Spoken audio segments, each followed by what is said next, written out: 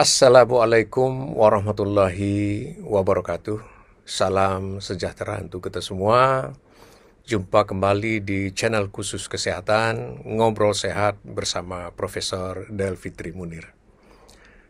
Para penonton sekalian, terutama yang punya bayi ya, sering tiba-tiba menjerit karena sakit kuping gitu ya, tengah malam. Dan biasanya nih bayinya ada pilek-pilek sedikit dulu ya. Tiba-tiba malam menjerit sakit sekali, dia berteriak dia. Nah, eh, tentu ini membuat panik keluarga ya. Eh, tentu menjadi perhatian kita bagaimana supaya ini tidak terjadi ya. Kadang-kadang tidak tahu namanya bayi kok berteriak-teriak, nangis, tidak berhenti-henti dan tidak tahu penyebabnya.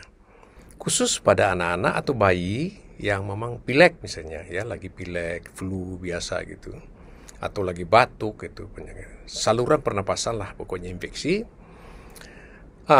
Tentu sangat gampang sekali cairan dahaknya atau sekret dari infeksi saluran napas ini akan bisa masuk ke dalam saluran tuba itu. Nah, kalau masuk tentu terbawa juga kuman atau virus penyebabnya. Nah, ini tentu pada kasus-kasus yang memang biasanya sudah diinfeksi oleh bakteri gitu ya.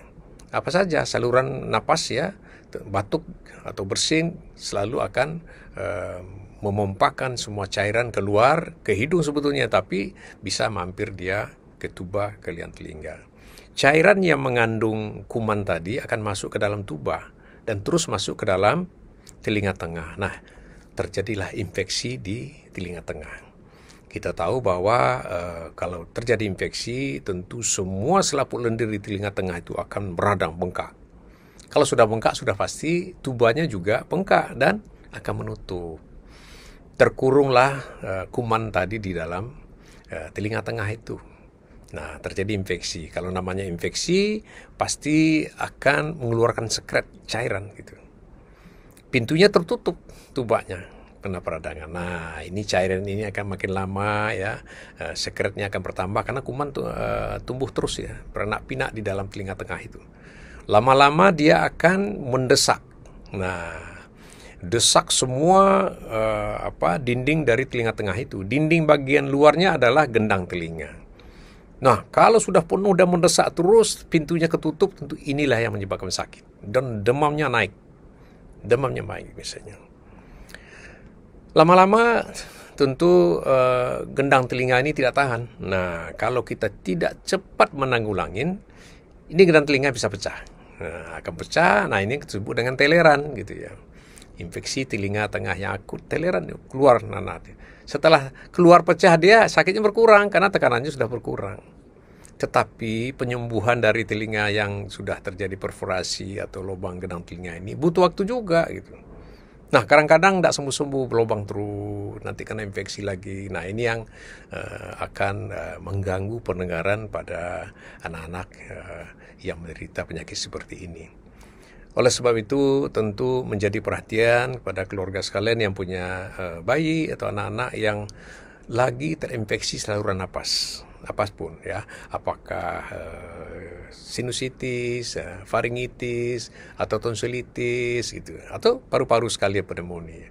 Karena semua bahan-bahan kalau batuk dia akan muncrat ke atas ya, keluar ke mulut dan keluar ke hidung dan juga akan masuk ke dalam tuba itu ya. Nah, kalau sudah menjerit begini tentu ke dokter THT. Tapi paling tidak kalau ada persediaan di rumah obat tetes hidung, nah tentu sesuai dengan dosisnya untuk anak atau bayi ya. Tetes hidung tentu ini sangat membantu sekali. Biasanya kalau kita tetes ke hidungnya, maka tuba yang meradang, bengkak, yang menutup tadi dia akan bisa terbuka. Kalau sudah terbuka, cairan yang ada di telinga tengah itu akan keluar. Nah, sakitnya pasti akan reda gitu. Ya, akan berkurang. Kalau enggak, luar biasa sakitnya, menjerit sekali.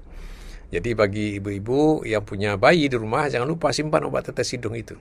Ya, agar kalau memang ada gangguan, cepat-cepat tetes hidungnya. Ya, caranya tentu berbeda karena bukan untuk hidung ya, tetapi untuk tuba tadi. Nah, posisi tuba itu di bagian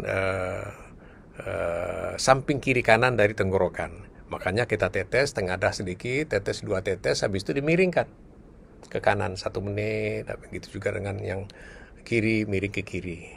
Jadi dia mengenai tuba, tubanya terbuka, maka sakitnya langsung hilang.